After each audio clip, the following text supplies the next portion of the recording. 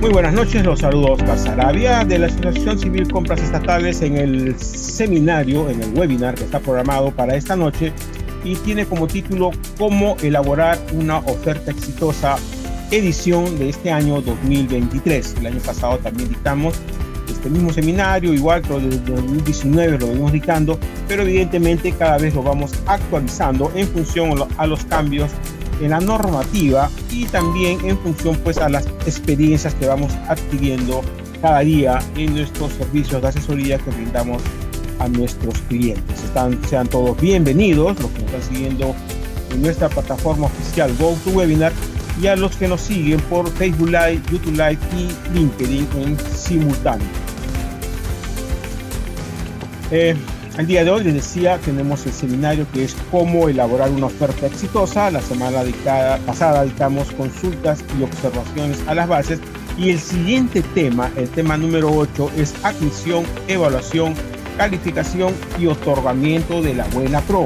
Pero no vamos a dictar la próxima semana, por si acaso. El jueves 16 no vamos a dictar porque vamos a participar el 15, 16 y 17 en la Expo Proveedores. Vamos a estar en la Expo Proveedores esos 3 días, 15, 16 y 17, así que no vamos a tener tiempo, ¿no?, como para poder programar el seminario que tocaría el próximo jueves.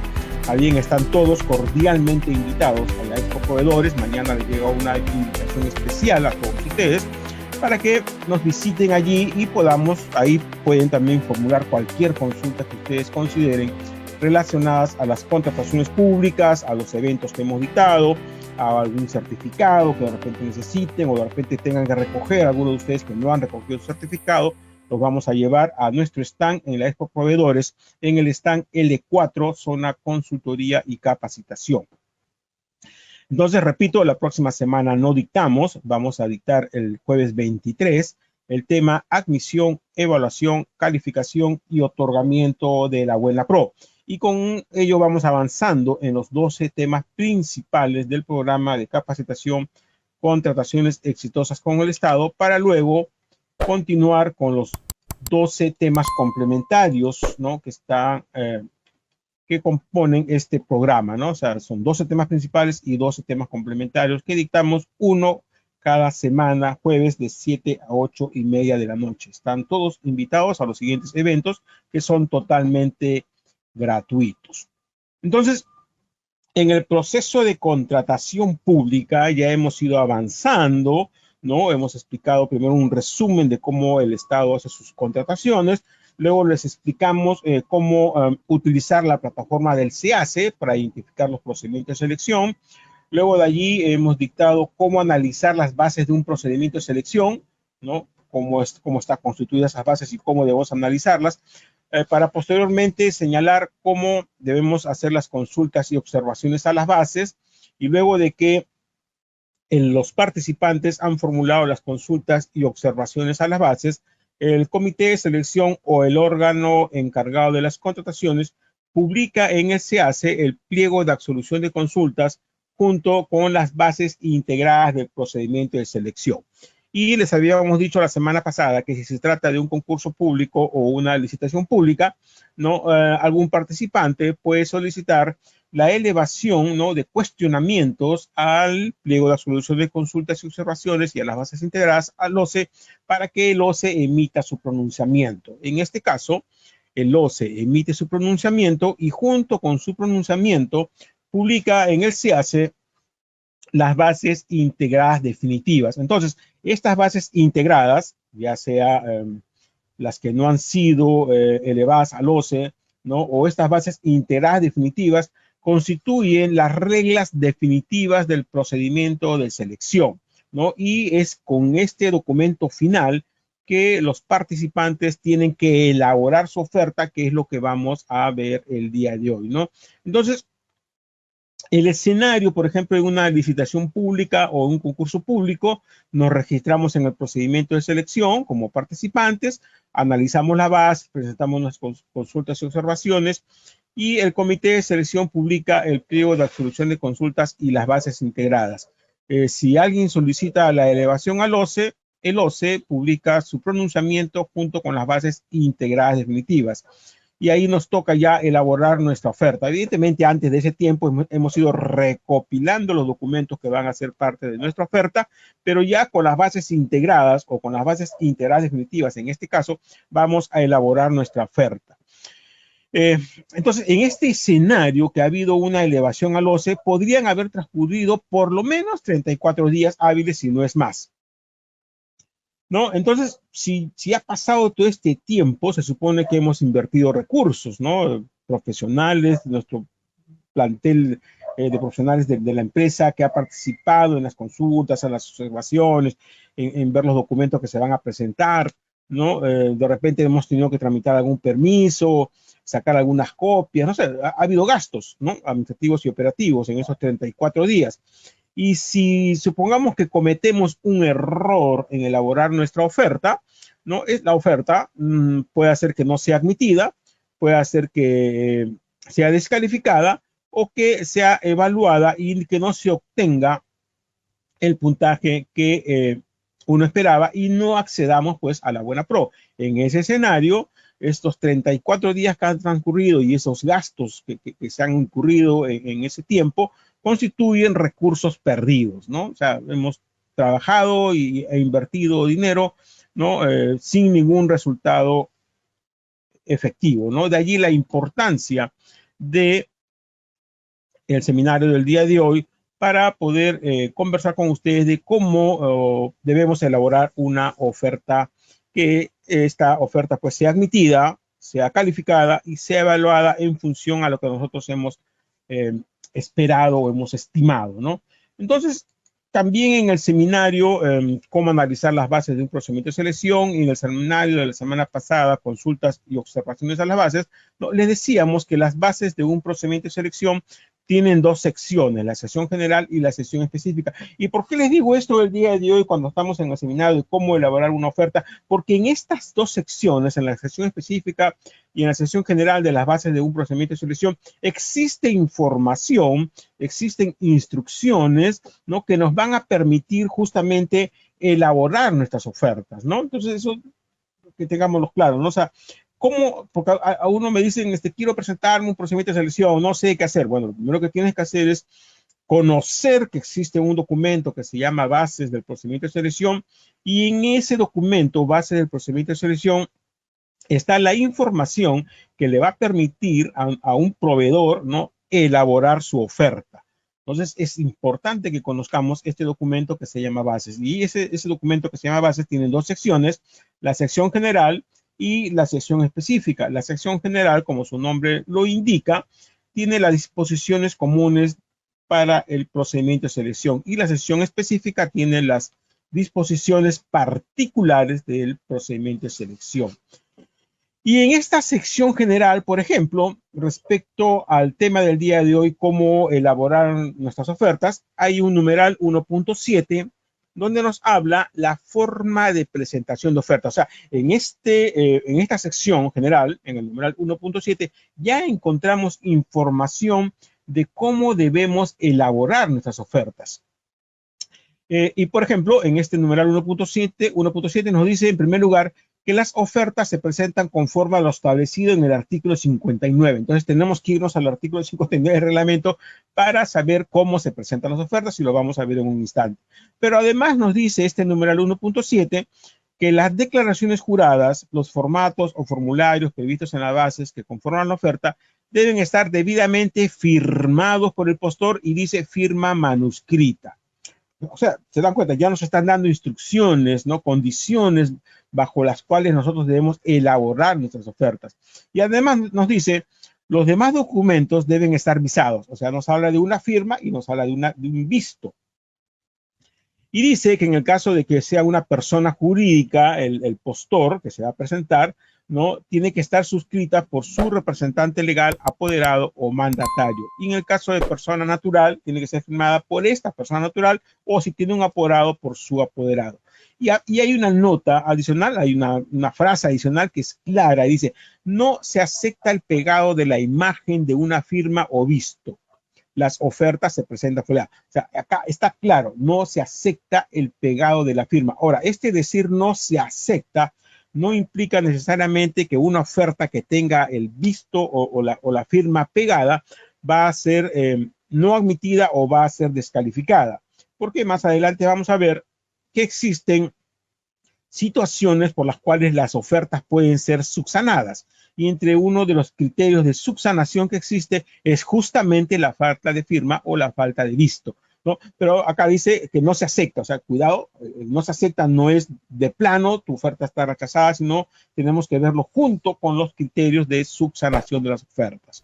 Y además nos dice que las ofertas se presentan foliadas. Y esto vamos a aclararlo también más adelante. Entonces, ya en este numeral 1.7 de la sección general de las bases, existe información que nos dice cómo debemos elaborar nuestras ofertas. Y en el artículo 59 del reglamento, ¿no? que señala este numeral 1.7, si lo leemos, nos dice lo siguiente. Dice, los documentos que acompañan a las expresiones de interés, las ofertas y cotizaciones, según corresponda, se presentan en idioma español. El número 1, mi oferta tiene que ir en idioma español. Cuando los documentos no figuren en idioma español, se presenta la respectiva traducción por traducción público juramentado o traductor colegiado certificado. Mis documentos en español. Si hay algún documento que lo tengo en otro idioma, tengo que poner ese documento en otro idioma en mi oferta, adjuntando, ¿no?, la traducción efectuada por traductor público juramentado o traductor colegiado certificado. Salvo que sea información técnica complementaria. Ojo, y dice información técnica complementaria, no dice información técnica obligatoria. Complementaria, dice claramente, que está contenida en folletos, instructivos, catálogos o similares que pueden ser presentados en el idioma original. ¿Ok? Cuando habla complementaria, quiere decir que son documentos que no son obligatorios. Si es un documento obligatorio, tiene que ir necesariamente, si está en otro idioma, tiene que ir con traducción. Y aparte, este artículo 59 del reglamento no dice que el postor es responsable de la exactitud y veracidad de los documentos que está presentando en su oferta.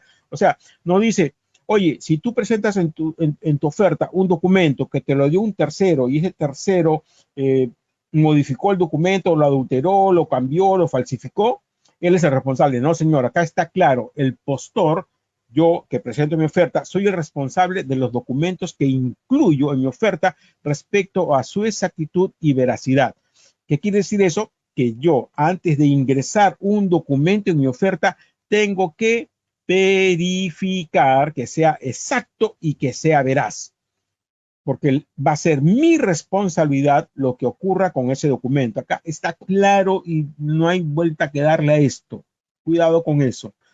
Si yo presento un documento que me ha otorgado de repente un profesional en mi oferta, ¿no?, y ese documento ha sido adulterado, ¿no?, en primer lugar va a determinar o la no admisión de mi oferta o la descalificación de mi oferta. En segundo lugar, va a determinar el inicio de un procedimiento sancionador, del cual no me puedo librar, porque acá claro me señala que yo soy el responsable, no quien me lo dio, sino yo soy el responsable.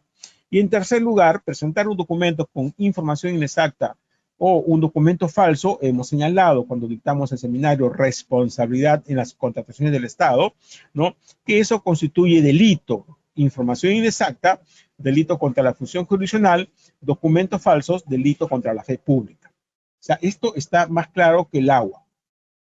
Y el numeral 59.2 del artículo 59 del reglamento nos señala que las solicitudes de expresiones de interés, ofertas y cotizaciones son suscritas por el postor o su representante, ¿no? O sea, tiene que ir firmada por el propio postor, si es persona natural, o por su representante legal o mandatario.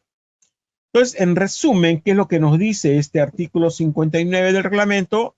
En primer lugar, que los documentos se presentan en idioma español.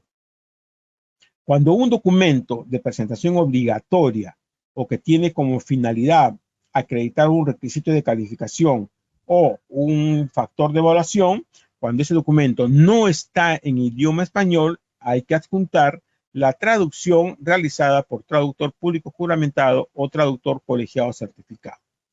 La información técnica complementaria, o sea, que no es obligatoria, que no me la están pidiendo de manera obligatoria o para acreditar un requisito de calificación o un factor de evaluación, contenida en folletos, instructivos, catálogos, puede estar presentada en su idioma original. Pero recuerden, esto es la información técnica complementaria. Está claro acá. Luego nos dice este artículo 59 que el postor es responsable de la exactitud y veracidad de los documentos que presenta en su oferta y que los documentos de la oferta, todos los documentos que están en mi oferta, tienen que estar suscritos por el postor, ¿no? Los anexos sobre todo, y deben tener visto del postor los demás folios, según nos ha explicado el numeral 1.7 de la sección general de las bases. ¿Ok? Entonces, hasta allí está claro cuál es la formalidad que deben de tener estos documentos que van en nuestras ofertas. Y además el artículo 59, un poco en resumen, nos dicen, ¿no?, que va ya concatenado con el numeral 1.7, que es las declaraciones juradas, formatos o formularios son firmados por el postor con firma manuscrita, o sea, puño y letra, nada de pegado. Los demás documentos, los que no son declaraciones juradas, formatos o formularios, tienen que llevar visto bueno a un costado, un visto bueno, una rúbrica, como se conoce.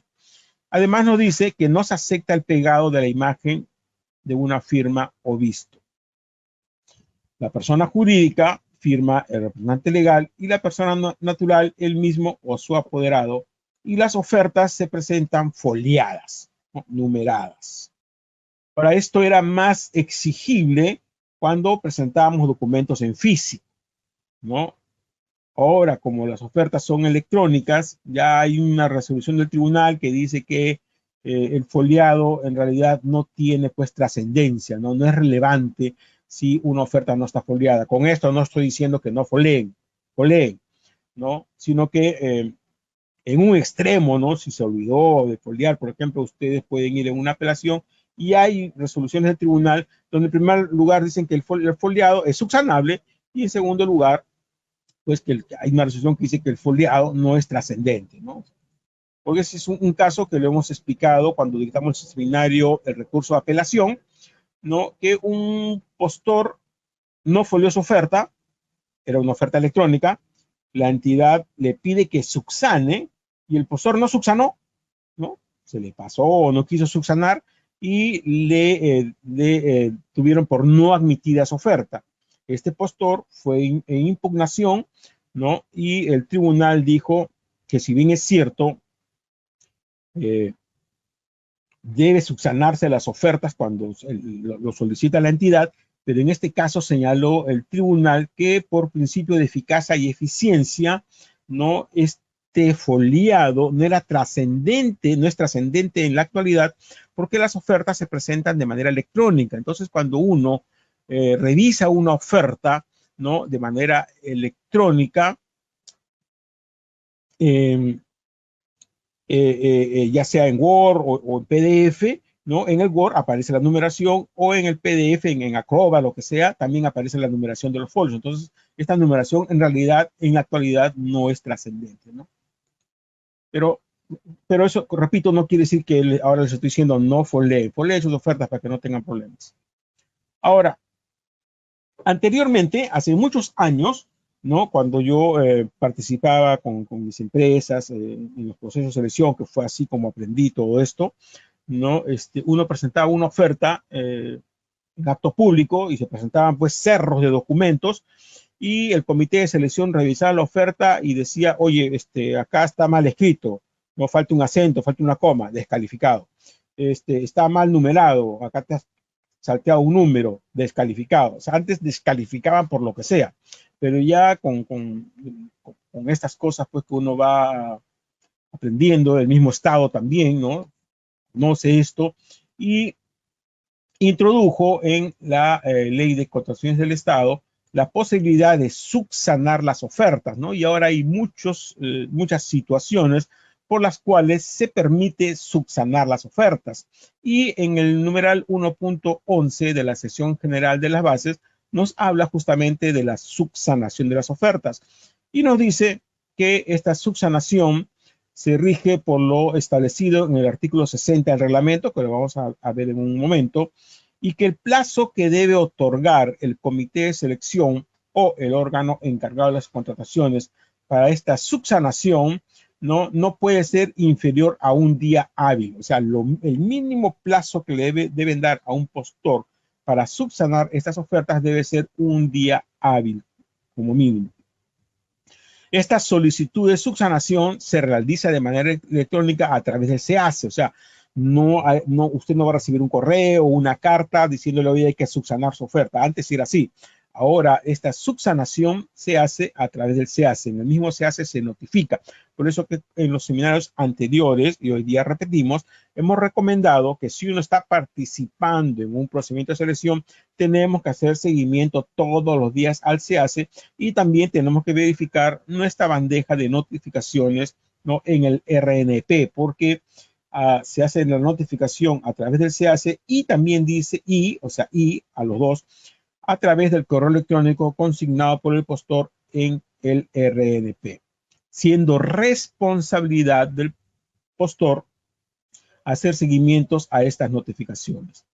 La notificación de la solicitud se entiende efectuada el día de su envío al correo electrónico. O sea, ni siquiera acá dice el día que se hace el acuse de recibo, sino el día que se ha enviado, así es plano. Y además, esta subsanación, la solicitud de subsanación se hace a través del SEACE y la subsanación de ofertas también se hace a través del SEACE. Y señala claramente que no se va a tomar en cuenta las subsanaciones que se presenten en físico a la entidad pública. O sea, se hacen a través del SEACE. Ahora, ¿y cuáles son estos supuestos de subsanación? Ahora, esto es para que lo tengamos en cuenta en situaciones extremas, ¿no? O sea, no es que esta sea la regla general. Esta subsanación es una regla, pues, que la podemos usar en casos extremos, ¿no? Por ahí, de repente, una situación que no me ganó el tiempo y no pude legalizar, ¿no? Entonces, hay documentos, las legalizaciones se pueden legalizar. O de repente mi gerente general se enfermó, pues si no me pudo firmar una declaración jurada.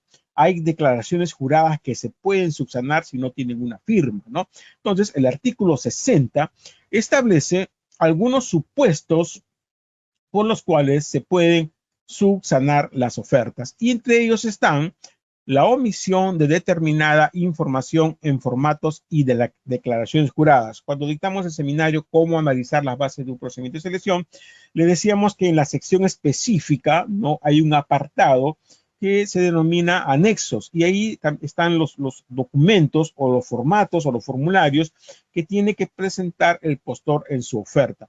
Entonces, cuando exista omisión en alguna información en estos formatos, distintos al plazo parcial o total y al precio, se puede subsanar, ¿no? O sea, ese formato solicita cierta información, por ejemplo, el RUC, el dato del postor, su dirección, su correo electrónico, ¿no? Y si esa información de repente no está consignada, no pusieron de repente el correo electrónico, ¿no? En el anexo número 1, se puede subsanar, ¿no? O de repente en el anexo del anexo número 2 del artículo 52 hay 7 criterios que uno señala que cumple, ¿no? De acuerdo al artículo 52, el anexo número 2, hay 7 criterios. Si se borró uno, de repente no puse uno, también se puede subsanar, ¿no? Hay resoluciones del tribunal que permiten subsanar eso. ¿Y esto por qué se hace, no? Para facilitar, pues, el mayor acceso a las contrataciones públicas, para que no ocurra lo que pasaba hace años, como les he contado, que no admitían o descalificaban ofertas por cualquier motivo, ¿no? Por falta de una firma, por falta de una coma, por mala ortografía, por falta de numeración, por lo que sea, ¿no? Descalificaban las ofertas. Entonces ahora ya hay varios criterios de subsanación. Otra cosa que se puede subsanar es la nomenclatura del procedimiento de selección y la falta de firma o foliatura del postor o su representante. La nomenclatura es por ejemplo, concurso público número 10, guión CEDAPAL. Esa es la nomenclatura. Si el proceso es concurso público número 10, 2023, CEDAPAL, y yo puse concurso público número 11, eso ya no determina la no admisión o la descalificación. Antes sí, ¿no? Ahora eso es subsanable, ¿no? Si es concurso público número 10 y yo me equivoqué y puse concurso público número 11, es subsanable. La falta de firma y la foliatura del postor también es subsanable. Y más adelante vamos a ver, con excepción del anexo que contiene el precio, ¿no? Pero en los demás documentos, si faltó la firma o la foliatura, se subsana. La legalización notarial de alguna firma, ¿no? La promesa formal de consorcio, por ejemplo, tiene que ir con legalización notarial.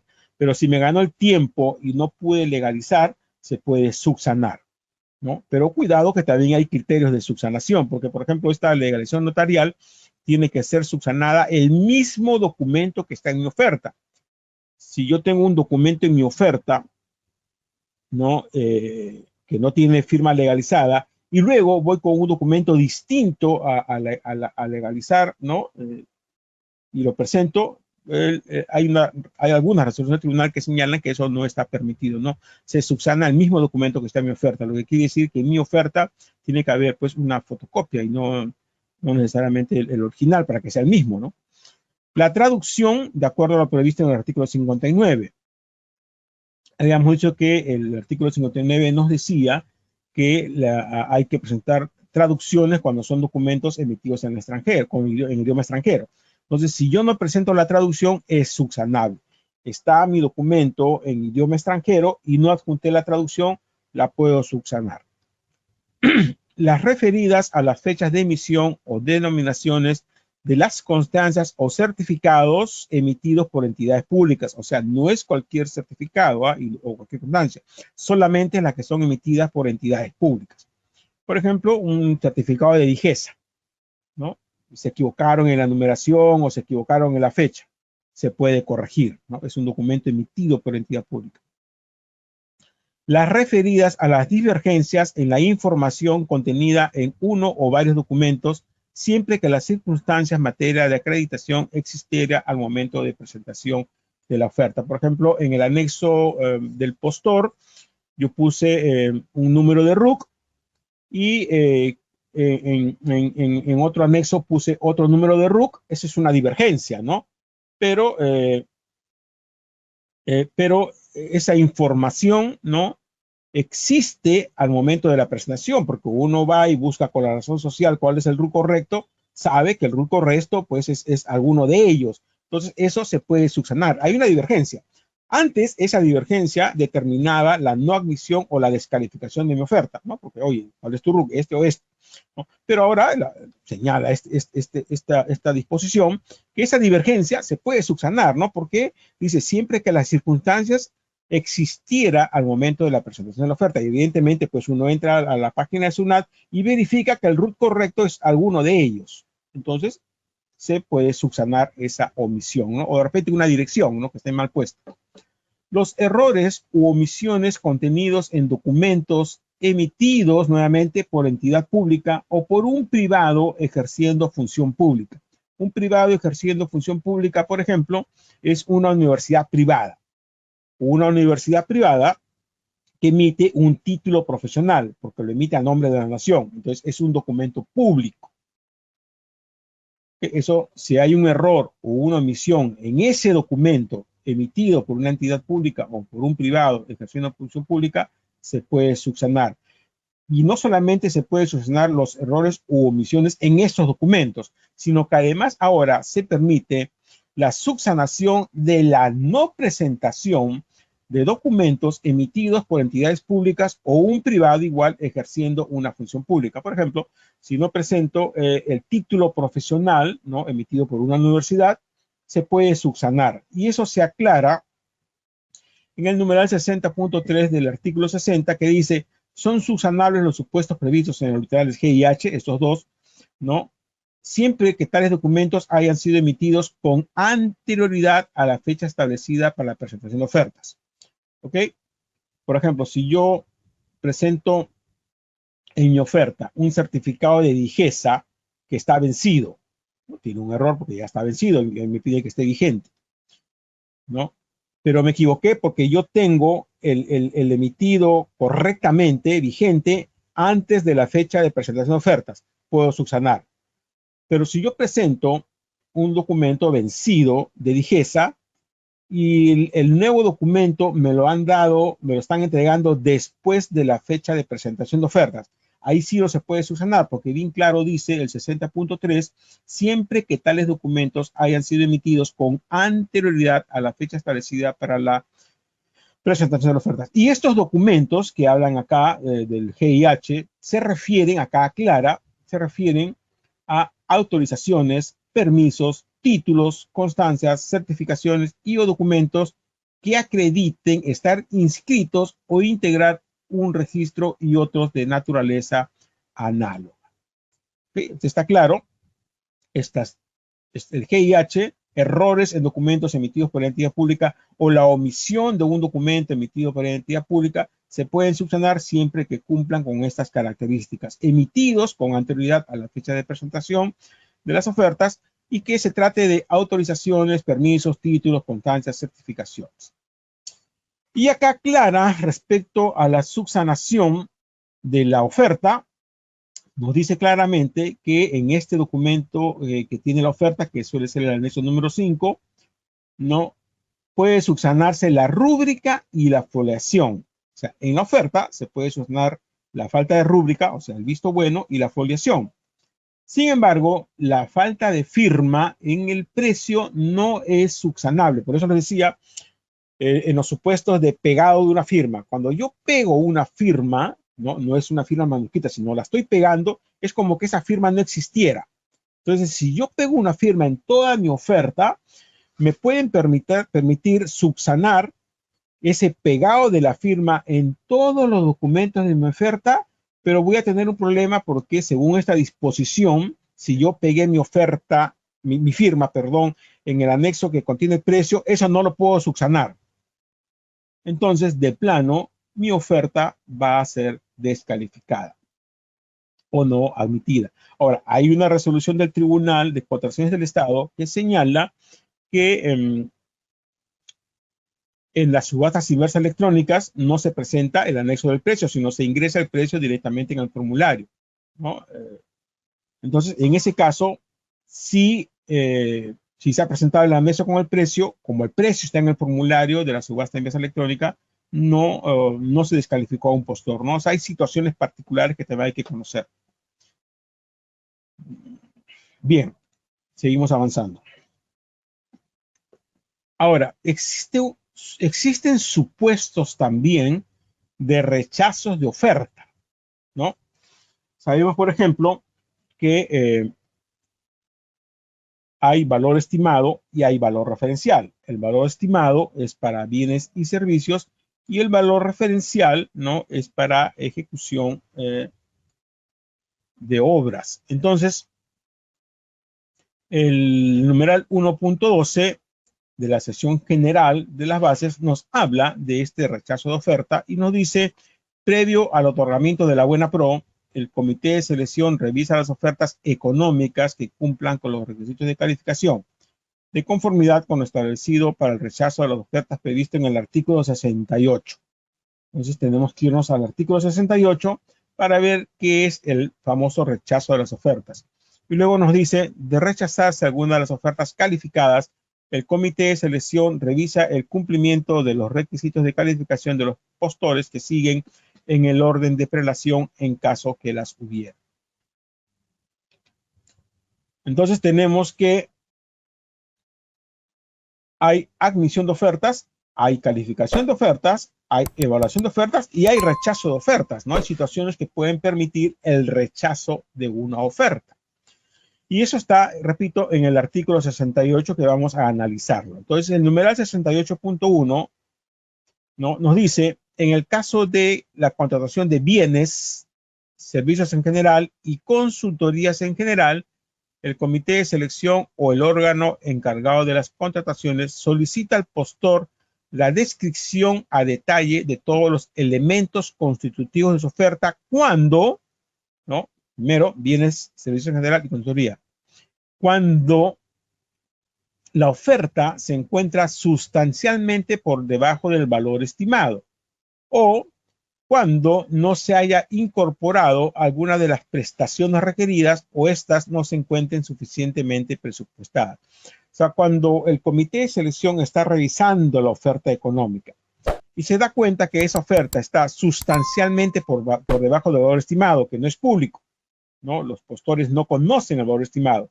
El comité de selección o el órgano encargado de las contrataciones se da cuenta que hay una oferta que está por debajo. No dice cuánto, no dice si es 5%, 10%, lo pone a criterio de quien está revisando la oferta.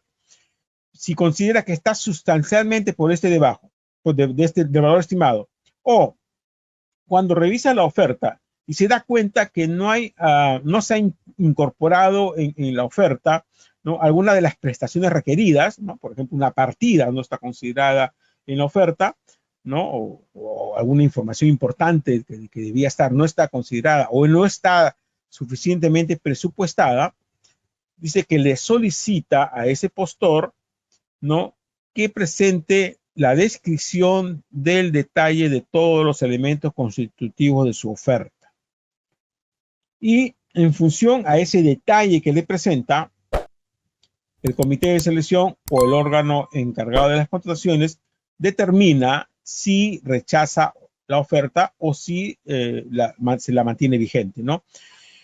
Para esta solicitud de los elementos constitutivos se puede proporcionar un formato de estructura de costos, que sería lo recomendable, que la entidad proporcione un formato de estructura de costos con los componentes mínimos que debe acreditar el postor.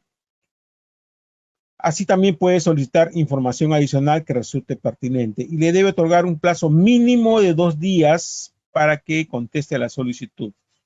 Cuando el postor cumple esto, el comité de selección o el órgano encargado de las contrataciones determina si rechaza la oferta con una decisión debidamente fundamentada. O sea, tampoco va a decir se rechaza la oferta, no, tiene que decir se rechaza la oferta porque el monto del postor está sustancialmente por debajo del valor estimado y habiendo analizado los elementos constitutivos, se encontró que, por ejemplo, no se ha considerado las horas extras, no se ha considerado el costo del combustible o los precios de alquiler de equipos no están por debajo del mercado, ¿no? También eso es un sustento, ¿no? Se entra a las revistas costos o se hace un estudio de los precios estimados y el alquiler, por ejemplo, está en 100 soles de una máquina, ¿no? Y el postor pone 5 soles o 10 soles, está sustancialmente, pues es irrazonable, ¿no? Entonces, en ese caso también se puede rechazar la oferta, pero esa decisión tiene que estar debidamente fundamentada. Otra situación que puede determinar el rechazo de la oferta es en el supuesto que la oferta supere el valor estimado o el valor referencial, ¿no? El valor estimado en el caso de bienes, servicios y consultoría y el valor referencial en el caso de ejecución de obras. Cuando una oferta supera este valor estimado, el órgano a cargo del procedimiento de selección solicita al postor la reducción de su oferta económica. O sea, la oferta supera el valor estimado o el valor referencial, ¿no? El órgano que está llevando el proceso le solicita al postor, oye, puedes reducir tu oferta y le da un plazo máximo de 2 días sin darle a conocer el valor estimado. O sea, no se da a conocer el valor estimado. En caso que el postor no reduzca su oferta económica o la oferta económica reducida continúe superando el valor estimado o el valor referencial, ¿no? Para que se otorgue la buena pro, se tiene que solicitar al área de presupuesto el crédito presupuestario correspondiente y además la aprobación del titular de la entidad. O sea, 2 cosas. Tiene que haber el crédito del área de presupuesto a la asignación de mayores recursos según la diferencia.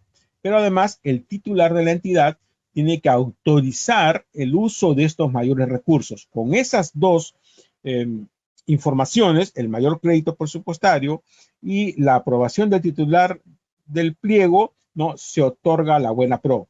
Si no hay mayor presupuesto o si habiendo mayor presupuesto, el titular de la entidad no aprueba el uso de esos mayores recursos, ¿no? Quien está conduciendo el proceso tiene que rechazar la oferta.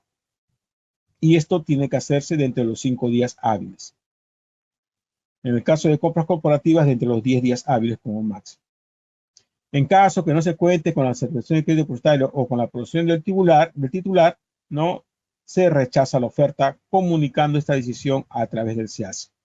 Ahora, en los casos de consultoría de obras y ejecución de obras, ¿no? Que hay valor referencial, se rechazan las ofertas cuando superan el 10% del valor referencial o cuando están por debajo del 90%. En este caso sí se rechazan las ofertas. O sea, no se puede presentar en el caso de consultoría de obras y ejecución de obras ofertas que estén por encima del 10% del valor referencial o por debajo del 90% del valor referencial. ¿Okay? Entonces, esto es respecto al rechazo de la oferta para que tengamos cuidado de cómo elaborar nuestras ofertas, ¿no? O sea, tenemos que si es un valor referencial, ya sabemos que no podemos presentar una oferta que esté por debajo del 90% o por encima del 110%, ¿no?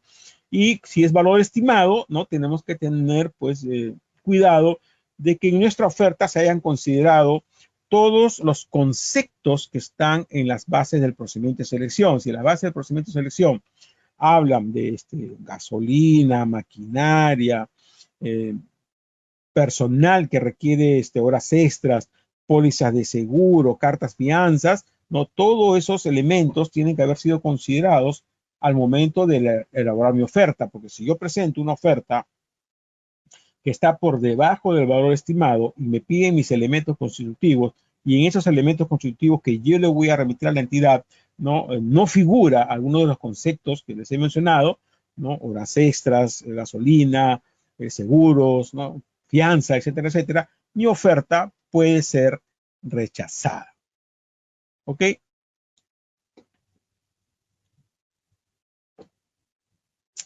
Ahora, existe también una nota en el 1.7, estas son notas, en el 1.7 dice, los formularios electrónicos que se encuentran en el SEACE y que los proveedores deben llenar para presentar sus ofertas tienen carácter de declaración jurada.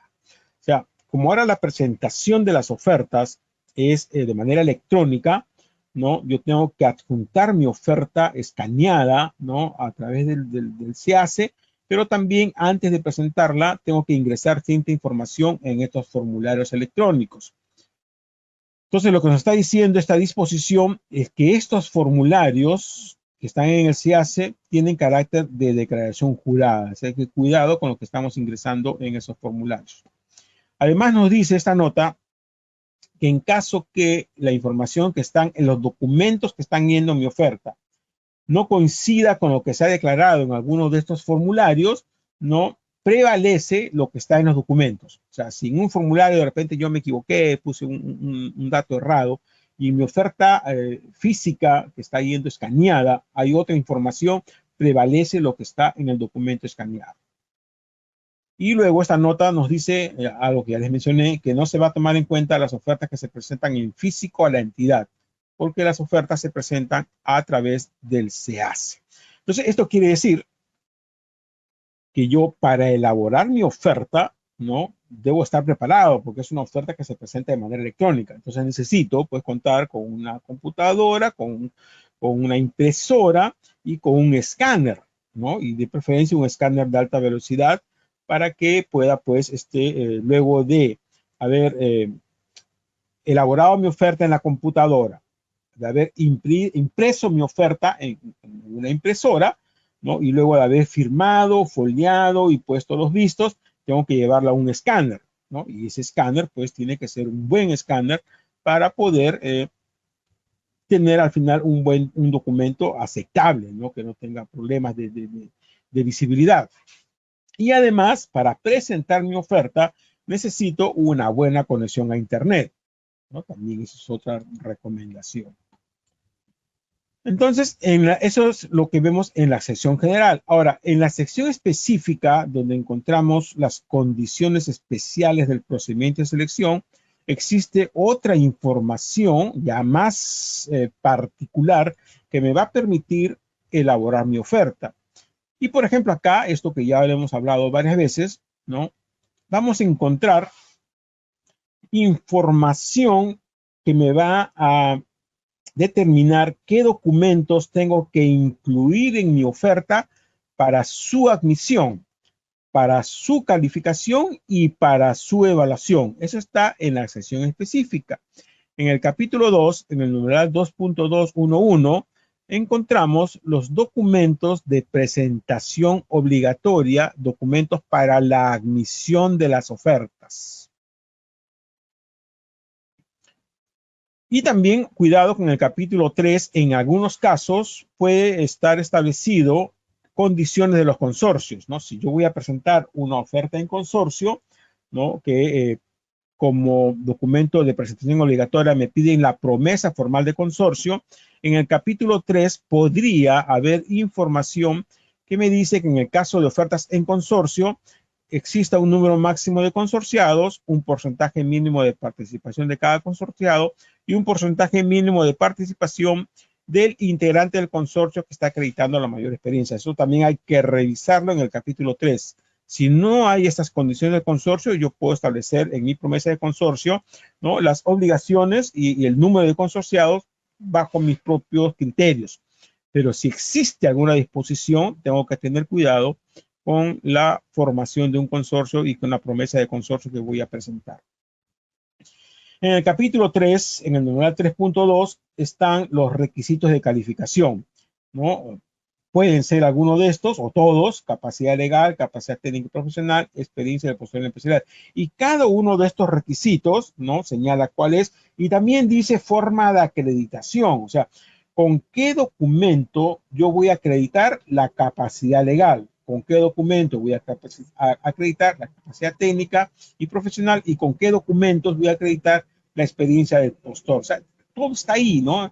Y también en el capítulo 4 existe información de los documentos que tengo que presentar para la evaluación de mi oferta. O sea, es por eso que es muy importante que nosotros revisemos esto y tengamos claro qué documentos tenemos que presentar para la admisión de la oferta, para la calificación de la oferta y para la evaluación de las ofertas. Y eso, repito, está muy claramente establecido en las bases del procedimiento de selección, ¿no? Y con esa información yo voy a elaborar mi oferta. Y en esa sección específica también hay unas notas importantes, ¿no?, que debemos de conocer. Por ejemplo, en el numeral 2.2, al final del numeral 2.2, documentación presentación facultativa, ¿no?, porque hay documentación de presentación obligatoria y también hay documentación de presentación facultativa. La obligatoria, ¿no?, va a determinar que mi oferta sea admitida. La facultativa, ¿no?, puede determinar algún beneficio, como por ejemplo el desempate en el caso de MIPES o una bonificación en el caso también de MIPES, ¿no? Si bien es cierto, no son obligatorias, son facultativas, pero pueden ser determinantes al momento de evaluar la oferta, ya sea para un desempate o ya sea para una asignación de un puntaje adicional. Entonces, yo tengo que tener cuidado con los documentos de presentación obligatoria y también con los de presentación facultativa.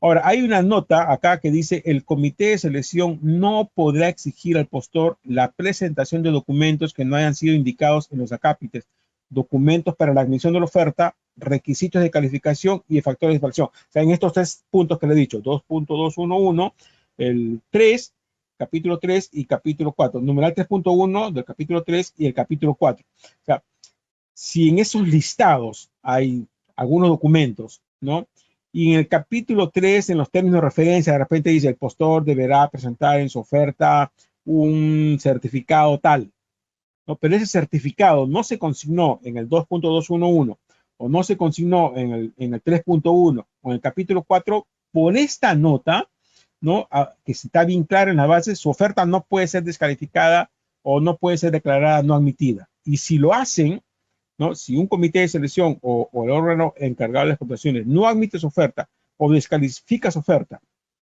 porque usted no presentó un documento, ¿no?, cuya información estaba escondida por ahí en el capítulo 3 y no fue trasladada al 2.211 o al 3.1 o al 4, ¿no?, usted apela.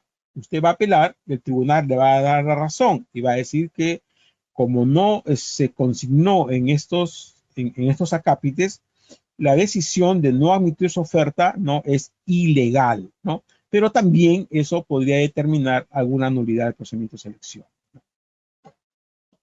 Ahora, respecto a los requisitos de calificación, ¿no? También dice los requisitos de calificación que la entidad debe adoptar. Cuando habla de debe, son obligatorios. Entonces, ¿qué nos quiere decir eso? Que las bases del procedimiento de selección, ¿no? Señalan que hay requisitos de calificación que son obligatorios, pero también hay otros que son facultativos, porque ahí se puede, ¿no? Más abajo dice, asimismo la entidad puede adoptar uno o más, o sea, hay requisitos de calificación que son obligatorios y hay requisitos de calificación que son facultativos. Y en el capítulo 4, factores de evaluación, ¿no? También adicionalmente al precio, dice de conformidad con el artículo 51, adicionalmente se pueden consignar los siguientes factores de evaluación. O sea que no todos los factores de evaluación que están previstos en las bases estándar aprobadas por el OCE son obligatorios. Hay factores de evaluación que son obligatorios y hay factores de evaluación que son facultativos, que la entidad, bajo su propia decisión, puede usarlos o no, ¿no? Ahora, les decía yo que también en el capítulo, perdón, en la sección específica de las bases, están los modelos de formatos y declaraciones juradas, los anexos. O sea, para elaborar mi oferta, los documentos de presentación obligatoria, los anexos que yo tengo que presentar, los modelos de esos anexos están en las bases del procedimiento de selección. Yo tengo que completar la información que me piden acá, ¿no? La nomenclatura del procedimiento de selección, quién es el postor, datos del postor, etcétera, etcétera, firma, ¿no? O sea, cada anexo está con sus indicaciones. O sea, allí están los anexos que yo debo de presentar en mi oferta, ¿no? Que pueden ser los que estamos viendo en pantalla, ¿no? Pueden haber varios anexos que va cambiando en función al tipo de procedimiento de selección. Los que están en negro son los que siempre están, y los que están en rojo puede ser que cambien, ¿no? Declaración jurada del postor, declaración jurada del artículo 52, declaración jurada de cumplimiento de los términos de referencia, declaración jurada de plazo de prestación del servicio, promesa de consorcio, precio de la oferta, declaración jurada de cumplimiento de condiciones para la aplicación de la exoneración del IGB, ¿no? Y estos pueden cambiar: experiencia del postor, solicitud de bonificación, declaración jurada numeral 49, solicitud de bonificación del 10%, ¿no? Estos pueden ir variando. Ahí están los modelos. Y repito, esto está en rojo, ¿por qué? Porque en función al tipo de proceso puede cambiar. Si es concurso público, si es simplificada, si es bienes, si es servicios y sobras, puede ir cambiando el tipo de anexo, ¿no? Por eso que lo hemos puesto en color rojo, para que tengamos una idea. Ahora, les decía yo que para elaborar nuestras ofertas, ¿no? Nos regimos por las bases integradas del procedimiento de selección, ¿no? Que constituyen las reglas definitivas del proceso de selección. Pero hay una nota, el artículo 72, perdón, señala en el numeral 72.6 que cuando existe divergencia entre lo indicado en el pliego de absolución de consultas y observaciones y las bases integradas, prevalece lo absuelto en el referido pliego, ¿no? Entonces, recomendación, ¿no? Para saber cómo voy a elaborar mis ofertas, yo tengo que regirme por lo que dicen las bases integradas, teniendo cuidado que en el pliego de absolución de consultas no exista alguna disposición que no fue incorporada en las bases integradas. Por ejemplo, en las bases integradas del procedimiento de selección, ¿no? Se olvidaron colocar que al absolver una consulta se hizo una modificación, ¿no? Las bases iniciales, un participante consulta: señores, ustedes están pidiendo escritorios de color negro, pero en el mercado hay escasez de escritorios de color negro, hay también grises. ¿Podrán aceptar también escritorios grises? Y el comité de selección contesta: sí. El área usuaria señala que se aceptarán también escritorios de color gris. Eso está en el pliego de absolución de consultas. Pero en las bases integradas, el comité de selección se olvidó poner gris y solamente pone negro. Entonces, si yo elaboro mi oferta con las bases integradas, ¿no? Leo las bases integradas y digo: oye, ya no puedo presentar escritorio de color gris porque solamente dice negro. ¿no? Pero según esta disposición dice, oye, si hay una diferencia entre las bases integradas y lo que señala el pliego de solución de consultas, prevalece el pliego de solución de consultas. Entonces, si yo regreso al pliego de solución de consultas y digo, oye, pero acá dijeron que también grises, entonces yo sí puedo presentar un escritorio de color gris por esta disposición que está acá. ¿Ok? Por eso tengamos cuidado cuando publican el pliego de solución de consultas y observaciones en las bases y las bases integradas, tenemos que revisar que en las bases integradas se haya trasladado todas las disposiciones que en el pliego de solución de consultas no han indicado que se va a hacer alguna modificación a las bases.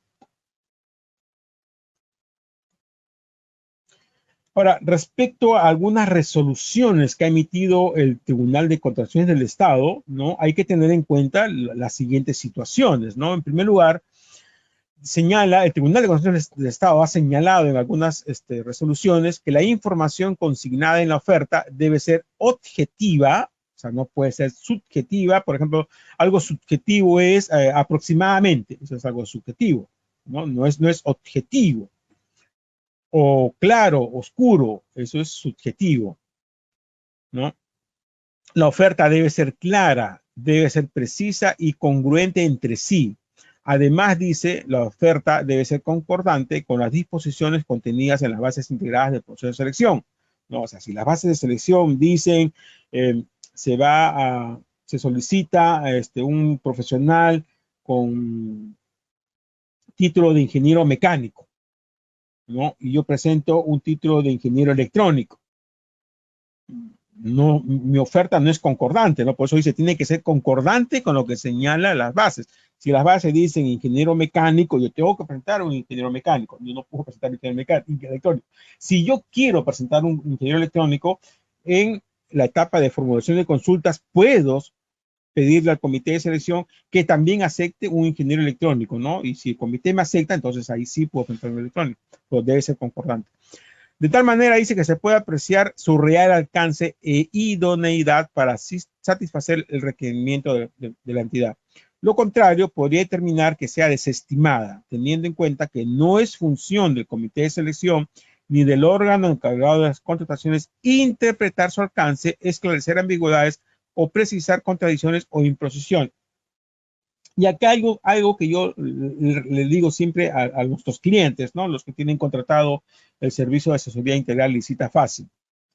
Cuando tú elabores tu oferta, tú la elaboras y tú la entiendes, ¿no? Porque tú la estás elaborando y tú sabes cuál es el contenido de tu oferta, tú sabes que este documento viene de tal lugar, que este documento se entiende de repente con otro documento que está en tu oferta.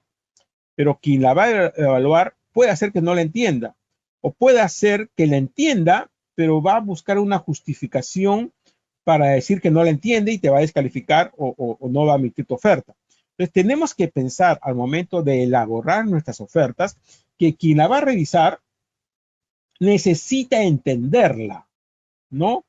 O no puedo dejarle una puerta abierta para que diga, oye, tu oferta no la entiendo o tu oferta está incompleta, ¿no? Y va a determinar que me descalifique. Entonces, yo tengo que ponerme como el evaluador y no como el que está presentando la oferta, ¿no? O sea, como que quien la está revisando va a buscarla sin razón para no admitir mi oferta o para descalificar mi oferta, que es el trabajo que hacemos nosotros con nuestros clientes.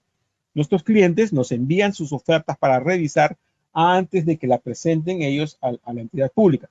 Entonces, nosotros revisamos esa oferta y le decimos, cambia esto, modifica esto, esto está mal, esto sí, esto hazlo así, esto. ¿Por qué? Porque nos convertimos en los malos de la película y tratamos de descalificar la oferta de nuestros clientes de cualquier manera para que cuando vaya a la entidad pública, ¿no? Esa oferta pues tenga mínima probabilidad de que sea rechazada, ¿no? Esa es parte del trabajo que hacemos. Entonces, cuidado con eso, ¿no? Que la oferta sea clara, que se entienda. Por ejemplo, los comprobantes de pago que se presentan para acreditar la experiencia del postor, ¿no? Dice que se debe adjuntar el sustento de su cancelación. Entonces, en un comprobante de pago de 1 millón de soles, ¿no? Puede haber un depósito bancario, puede haber una retención de la garantía de fiel cumplimiento y puede haber una detracción.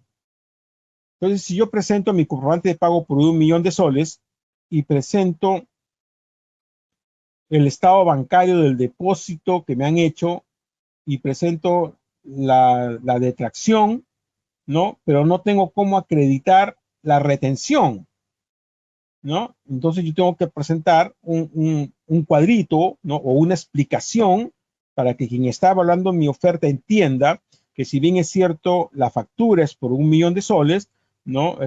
800.000, por ejemplo, son del depósito bancario de tal fecha, ¿no? Tal banco ahí, que la detracción del Banco de la Nación es tal, y ahí está el comprobante de la detracción, y que la diferencia, el faltante, es la retención del 10%, ¿no? De la garantía y fiel cumplimiento.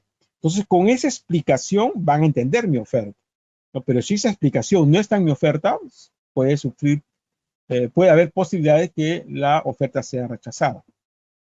Ahora también recordemos que la formulación y presentación de las ofertas es de entera y exclusiva responsabilidad del postor, de manera que las consecuencias de cualquier deficiencia o defecto en su elaboración o los documentos que la integran deben ser asumidas por el postor, sin que los demás competidores se vean perjudicados. Repito que estas son esto es lo que el tribunal ha dicho en varias resoluciones que emite, ¿no? O sea, son criterios que tiene el tribunal que se los traslado a ustedes para que tengan cuidado. En resumen, ¿no? Lo que les estoy diciendo ahorita es, número uno, la información en la oferta debe ser objetiva, clara, precisa y congruente entre sí y con los documentos del procedimiento de selección. Además, dice, dicha información debe cumplir las disposiciones contenidas en las bases integradas del procedimiento de selección. La oferta debe reflejar su real alcance e idoneidad a efecto de satisfacer el requerimiento de la entidad. Si no se cumple alguna de estas condiciones, la oferta puede ser desestimada. No es función del comité de selección ni del órgano encargado interpretar el alcance de las ofertas, esclarecer ambigüedades. Si algo no está claro, ellos no tienen por qué esclarecerlo, están prohibidos de hacerlo, o hacer alguna precisión o contradicción en las contradicciones. La formulación de las ofertas es de exclusiva responsabilidad del postor y las consecuencias de estas deficiencias debe ser asumida por el postor. ¿Okay? Esa advertencia está clara. Ahora, en una oferta podría haber información inexacta, puede haber un documento falso o puede haber incongruencia. Cualquiera de estas tres situaciones va a determinar que la oferta no sea admitida o que sea descalificada. Cuando hay información inexacta o documentación falsa, porque se transgreden los principios de integridad y de presunción de veracidad, o cuando existe incongruencia porque es una oferta que no es clara, es ambigua o es imprecisa, ¿no? Información inexacta es cuando existe algún documento que tiene, ¿no? Información que no es concordante o congruente con la realidad, lo cual constituye una forma de falsear esta información. Un documento falso, según los criterios del tribunal, es un documento que no ha sido válidamente expedido por el órgano agente emisor correspondiente, o que siendo válidamente expedido ha sido adulterado. O sea, si le consultan al supuesto emisor del documento y él dice, no, yo no lo he emitido, no, ese no es mi firma, ese es un documento falso. O dice, sí, yo emití ese documento, pero han cambiado, porque yo había puesto que trabajó hasta el año 2018 y acá le han aumentado al año 2020. Entonces, es un documento adulterado, por lo tanto, constituye un documento falso. Y la incongruencia se manifiesta cuando en la oferta existe informaciones que se contradicen, ¿no? En un mismo documento o en varios documentos, ¿no? O en otro documento. En una parte, por ejemplo, yo digo, ofrezco una garantía de 2 años y en otro extremo de oferta dice, la garantía ofrecida es 1 año. Total, ¿cuál es la garantía que ofreces? 2 años o 1 año. Hay una contradicción y eso determina que la oferta sea no admitida o descalificada porque no se conoce el real alcance de la oferta. Recomendaciones finales. Revise las instrucciones, notas y advertencias de las bases. identifique y revise con detenimiento la documentación que debe presentar para la admisión, para la evaluación y para la calificación de las ofertas. Elabore una lista de cotejos, un checklist, es mejor, las bases son varios documentos, mejor trabajo con un checklist. Ordene su oferta conforme a lo requerido en las bases. No, a veces me pregunto, ¿cómo ordeno mi oferta? Bueno, como están en las bases, pues primero admisión, calificación, evaluación, en el mismo orden en que están en las bases, ¿no? Utilice carátulas para saber dónde comienza una parte y dónde termina otra, ¿no? Una carátula, por ejemplo, para los documentos de admisión, una carátula para los documentos de calificación, una carátula para los documentos de evaluación. Y si presento varios contratos, a veces no se entiende dónde comienza uno u otro, ¿no? Presento una carátula que diga contrato suscrito con tal empresa, número tal. Termina ese contrato con su conformidad y con su contrato de consorcio, otra carátula. Una carátula que diga contrato con otra entidad, ¿no? Y ahí su contrato, su conformidad, su promesa de consorcio. O sea, para que quien está revisando la oferta la entienda, no sepa dónde comienza unos documentos y dónde termina, ¿no? Porque a veces cuando a mí me mandan a revisar ofertas, no veo que un montón de contratos, un montón de facturas y no se sabe dónde comienza y dónde termina otro. Entonces es mejor poner separador, ¿no? Esta experiencia comienza acá y termina acá. Esta experiencia comienza acá y termina acá. Entonces así uno entiende su oferta y la evaluación va a ser mejor. No presente documentos que no han sido solicitados. Eso veo que a veces algunos proveedores incluyen documentos que no les han pedido, ¿no? Y se han dado casos que por incluir un documento que no han pedido han tenido complicaciones, o han descalificado la oferta, o no han omitido la oferta, o inclusive en documentos que no me han pedido puede haber habido información inexacta o falsa y determina pues alguna sanción. Cuidado con los plazos, ¿no? Si bien es cierto, se convoca el procedimiento de selección hoy día, ¿no? Y desde ese momento yo ya voy acopiando los documentos, voy consultando, voy juntando, ¿no? Luego se integran las bases y luego integradas las bases ya comienza a correr el plazo para presentar, ¿no? O sea que tener cuidado con los plazos, sobre todo las simplificadas que son cortas, ¿no? Revise varias veces y por distintas personas los documentos de su oferta, ¿no? O sea, varias personas que la revisen, ¿no? Como digo, nosotros, por ejemplo, a nuestros clientes, a todos nuestros clientes que los han contratado al servicio de Visita Fácil, les revisamos sus ofertas, ¿no? Ellos nos envían sus ofertas y nosotros las revisamos, ¿no? Cambia esto, modifica esto, esto está mal. Solicite el apoyo de profesionales especialistas, ¿no? Son las recomendaciones que les hacemos. Con eso termino la parte expositiva. En pantalla se está mostrando el certificado digital de asistencia que van a recibir los que nos han seguido los que nos están siguiendo por GoToWebinar y los certificados opcionales que emitimos nosotros, ¿no? Que puede ser un certificado por cada webinar, válido por 4 horas lectivas, un solo certificado por los 12 webinars principales, válido por 48 horas lectivas, o un certificado por los 12 webinars principales, 6 complementarios, desarrollo de algunos casos que le vamos a enviar por 120 horas lectivas. Esto es opcional. La información también les llega mañana a su correo. Y les había dicho que nuestros clientes tienen contratado el servicio de asesoría integral y cita fácil, ¿no? Que por un pago fijo al mes, todos los meses abonan una cantidad, ¿no? Reciben una gama de servicios, ¿no? Entre ellos, pues, la formulación de consultas, revisión de los documentos de oferta, ¿no? Revisión de la oferta antes de su presentación, apelaciones, ¿no? En la ejecución del contrato, penalidades, etcétera, etcétera, ¿no? Por un pago fijo al mes, independientemente del número de procesos al que se presente o los contratos que tenga, ¿no? Puede ser que en un mes se presenten a 4 o 5 procesos, en el siguiente mes a 1, que tengan 4 o 5 contratos. Igual estamos con ellos asesorándolos por un pago fijo al mes. Y estamos contando con colaboradores en los eventos de este año, ¿no? La Expo Proveedores, que les decía yo que vamos a estar el próximo miércoles, jueves y viernes en la Expo Proveedores 15, 16, 17, por eso que el próximo jueves no hay seminario. Vamos a estar en la Expo Proveedores, que ya se inicia el próximo miércoles, al cual están todos invitados. Mañana les va a llegar una invitación a sus correos. Y también OBS Bot, que es otro de los colaboradores que tenemos un convenio con ellos y tenemos unas cámaras, la que somos nosotros, cámaras de estas videoconferencias que tienen control remoto y se controlan también por gestos, ¿no? Con la mano yo puedo hacer que mi cámara se mueva, ¿no? En este momento está deshabilitada, ¿no? Pero tienen esas varias funcionalidades y como ven también son muy nítidas en su resolución. Exa Consulting también colabora con nosotros, que es quien nos está apoyando con la retransmisión de nuestros eventos en Facebook Live, en YouTube Live y ahora también en LinkedIn.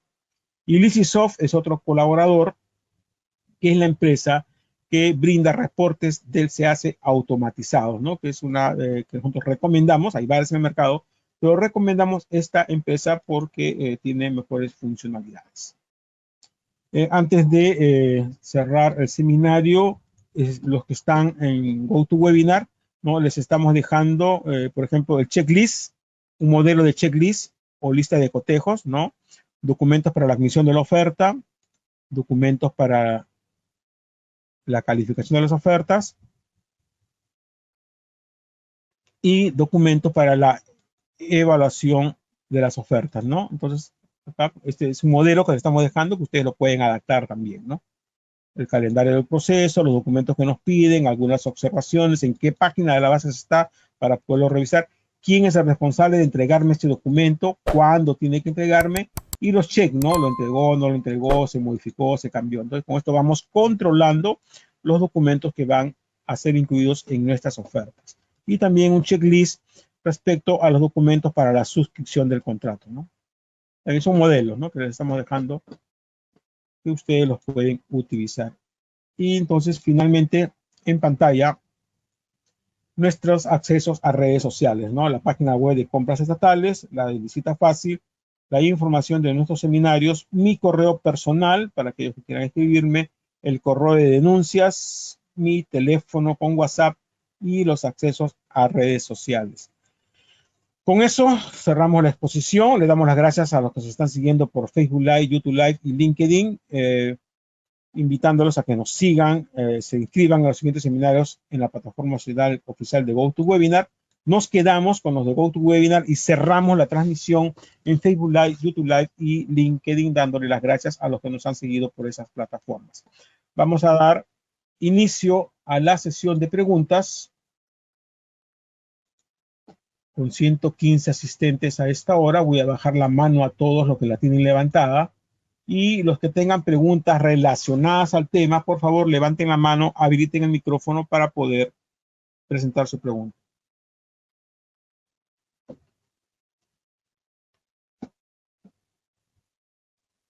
Miguel Ramírez, buenas noches. ¿Cuál es tu pregunta, Miguel? Te escucho. Buenas noches, mi estimado Oscar. En la acreditación de la experiencia, digamos, nosotros tenemos un caso, acreditamos experiencia con las facturas. Tenemos la factura, tenemos el certificado de retención, pero en una de las facturas principales hay una penalidad del 10%. Entonces, esa penalidad del 10%, ¿cómo la acredito? Porque no tengo un documento de la entidad que me da, que me demuestre que me ha retenido ese 10%. Bueno, si no tienes un documento, por lo menos presenta un cuadro explicativo, ¿no? Mi factura es por 100,000 soles, ¿no? 80,000 me depositaron, 5,000 de tracción y penalidad, 2,000, 3,000 soles. Suma total, los 100,000 soles, ¿no? Por lo menos acredítalo con eso. O sea, se supone que deberían aceptarlo. ¿Por qué? Porque hay un principio de presunción de veracidad, ¿no? La entidad tiene que asumir que lo que tú estás diciendo es cierto, ¿no? Ahora, lo recomendable sería en todo caso que le pidas a la entidad pública un documento, una constancia de la penalidad aplicada, que con eso sería mejor, ¿no? Pero si no lo tienes, aunque sea, yo sugiero que se ponga un cuadro, ¿no? ¿No? Como por ejemplo la retención. A veces la retención de la garantía, tampoco no hay pues ningún documento que te digan, oye, te he retenido a veces, ¿no? Pero se entiende que hay contratos que tienen retención y se explica de esa manera, ¿no? Ok, muchas gracias. Muchas gracias. O sea, recordemos algo, ¿no? Los malos funcionarios lamentablemente van a tratar de descalificar las ofertas o no admitir las ofertas por cualquier motivo. Y uno sería ¿no? O sea, yo, usando un buen criterio y la eficacia y la eficiencia, puedo decir, oh, sí, ok, sí se entiende, le han descontado una penalidad, ¿no? No lo está acreditando, pero lo está declarando, lo entiendo, y luego hago mi fiscalización y le digo, oye, si ganó él, acredítame que efectivamente hay una penalidad ahí, ¿no? Y él va a tener que acreditarla en la vía fiscalización. Pero hay otros que no pueden usar el mismo criterio y sencillamente van a descalificar, ¿no? Porque van a decir, oye, pero no hay ningún documento que acredite que es una penalidad. Arquímedes, habilita tu micrófono, por favor. Lo tienes apagado el micrófono. Arquímedes Palacios. Ahora sí, Arquímedes, te Doctor, escucho. Te escucho, Arquímedes. referente a las garantías, las excepciones para las garantías en un proceso en cualquier proceso de menores a 200.000, ¿en el contrato se debe contemplar la retención del 10%? Sí, claro. Claro que sí. Ah, debo contemplarlo. Sí, sí, sí, claro. Sí. Muchas gracias. A ver, si no hay más preguntas levantadas, con manos levantadas, vamos a ver. La vigencia de poder, por ejemplo, la subsanación de la firma en caso que dicha firma manuscrita se presentó solo una firma por uno de los representantes. No entiendo la pregunta, Sarela, porque me hablas en vigencia de poder. La subsanación de la firma, en caso que la firma mancomunada se presentó solo una firma por uno de los representantes, ¿es subsanable? O sea, que son dos representantes que tienen que ir, que están firmando la oferta y han presentado la vigencia de poderes de solamente uno de ellos. En mi opinión, sí es subsanable porque es un documento público emitido, ¿no?, por una entidad pública, ¿no? Entonces sí sería subsanable la omisión de la presentación de la vigencia de poderes de una de las personas que está firmando la oferta. El formato de la oferta económica se puede subsanar la nomenclatura. Si bien es cierto, no lo señala tácitamente el artículo 60 porque dice que se subsana solamente la foliación y ¿qué más decía? No, creo que sí se subsana también. Vamos a ver, ya me quedé en duda, tantas cosas en la cabeza. Vamos a ver qué se subsana. Se subsana la foliación y qué más se subsanaba. A ver, mejor vamos a la fuente. Acá, 60. Son subsanables rúbrica y foliación. Claro, en la oferta económica, el artículo 60 señala rúbrica y foliación. Eso se puede subsanar, dice. Pero en mi opinión sí sería subsanable, ¿no? Si es que dentro de la oferta, en el cuadro ese, por ejemplo, está la descripción del proceso, ¿no? Si está claramente la descripción del proceso, se entiende, ¿no? Por principio de eficiencia, yo diría de que sí, ¿no? Pero, repito, no todos tenemos el mismo criterio, ¿no? Y lamentablemente ocurre eso. No siempre están buscando la sin razón para descalificar las ofertas. Habría que ver qué ha dicho el tribunal en situaciones similares, ¿no? Pero al menos, repito, ¿no? Sin el anexo del precio hay información que me ayuda a determinar que lo que se está considerando es de una nomenclatura del proceso que no se colocó o que está errada, entonces no tendría por qué descalificarse esa oferta, ¿no? Porque la información, si bien es cierto puede haber un error o una omisión, se entiende la oferta, ¿no? Pero repito, no todos tenemos el mismo criterio. Si se olvidó presentar el anexo número 1, ¿quedará no admitido? Sí, el anexo número 1 no se puede subsanar, ¿no? La omisión de documentos solamente está referidos a documentos emitidos por entidades públicas o privados ejerciendo función pública, ¿no? Que tengan como finalidad acreditar la inscripción en algún registro, ¿no? Tal como señala el artículo 60.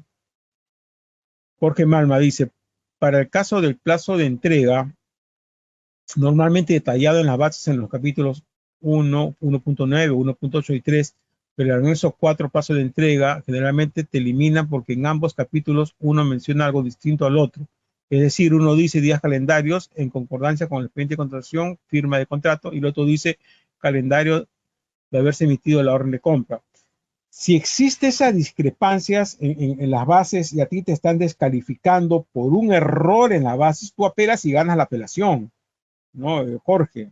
Porque el error en las bases está inducido a ti a error. Tú vas a apelar y vas a ganar esa apelación.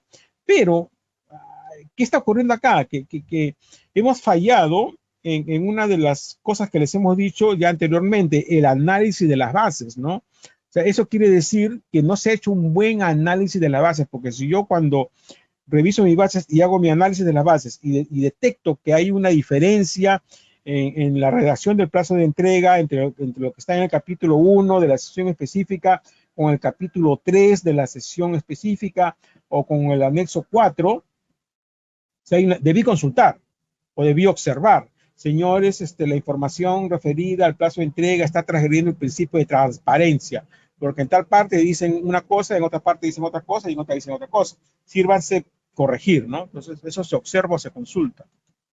Humberto Nepper dice, conformidad de servicio, no entiendo a qué se refiere. Alexander Eduardo, hay un modelo estándar para presentar la estructura de costos en caso el comité de selección solicite, y cuando dicen sustancialmente, no hay un porcentaje de lo sustancialmente y no hay una estructura de costos porque va a depender del tipo de proceso, ¿no? O sea, cada entidad pública debería tener, darle, pero muchas no dan, ¿no?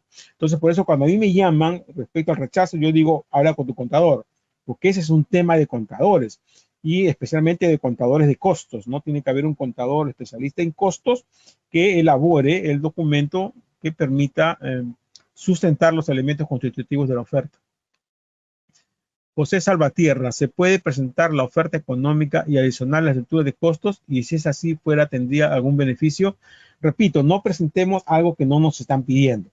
Si las bases dicen, presenta tu oferta y presenta la estructura de costos, presenta. Pero si no lo dice, no lo presentes. ¿Por qué? Porque podría ser que yo presento mi oferta a suma alzada, un monto, presento una estructura de costos, y en esa estructura de costos hay algo que contradice las bases. Entonces me van a descalificar. No presenten ningún documento que no les estén pidiendo. Eso es un consejo que les doy. Celia Zoraida, habilita tu micrófono, Celia. Celia, tu micrófono está apagado. Préndelo, por favor. Celia. Celia, no. Sarela, igual, tu micrófono apagado, Sarela. Tengo 3 manos levantadas, pero están con los micrófonos apagados. Arquímedes. Doctor, te escucho. La oferta económica, cuando solamente ponen numeral, pero no literalmente el monto, ¿es permitido? No entiendo. La oferta económica solamente está numérico, pero no está la parte literal de la cantidad. ¿Es subsanable? Pero ¿en qué parte de las bases integradas o de las bases estándar aprobadas por el OCE dice que es obligatorio poner la oferta económica en letras? No lo dice. Ah, muy bien, doctor. Ni siquiera debe pedirse subsanación, porque nadie, no lo dice. Las bases estándar aprobadas por el OCE no lo exigen.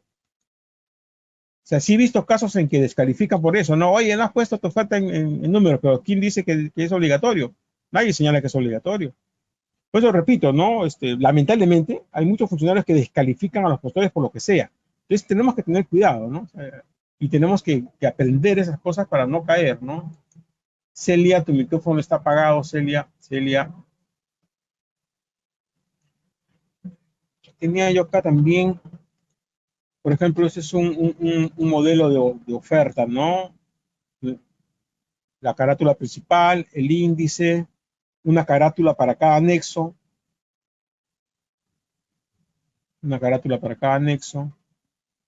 ¿Sí? ¿Se dan cuenta? Entonces, así se entiende, ¿no? Declaración jurada de póliza de accidentes. O sea, cada anexo, cada documento que estoy presentando tiene un anexo para saber dónde comienza y dónde termina, ¿no? Sobre todo cuando son varios documentos, ¿no? Del precio, sobre todo, ¿no? Todos mis contratos. Para saber dónde comienza un contrato y dónde termina. Entonces, eso facilita la evaluación de las ofertas.